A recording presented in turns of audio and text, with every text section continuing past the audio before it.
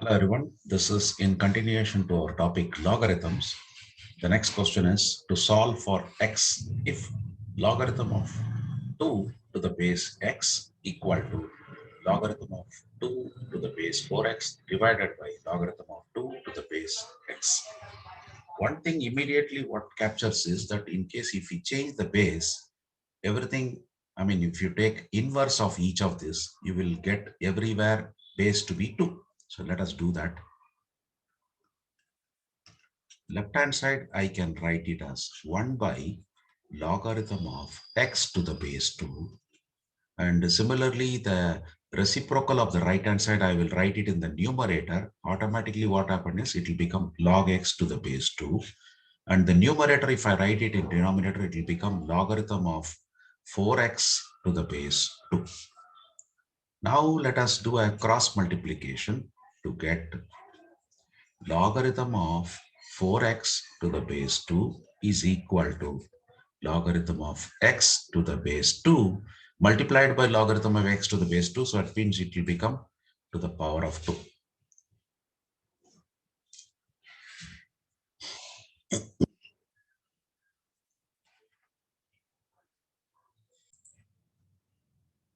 Now we will write the left hand side as it is like 4x is like a into b. So I can split it as log a plus log b, which means log 4 to the base 2 plus log x to the base 2 equal to log x to the base 2 the whole square. Now let us assume let y equal to log x to the base 2, which means I can rewrite this as 4 can be written as 2 square to the base 2. This I will write it as y. This I will write it as y square. Now, what is this? It is nothing but 2 log 2 to the base 2 plus y equal to y square. So this is whatever is inside brackets is nothing but 1. So I can simply write it as 2 plus y equal to y square. Now let us write it in the standard form of a quadratic equation. This one, y square minus y minus 2 equal to 0.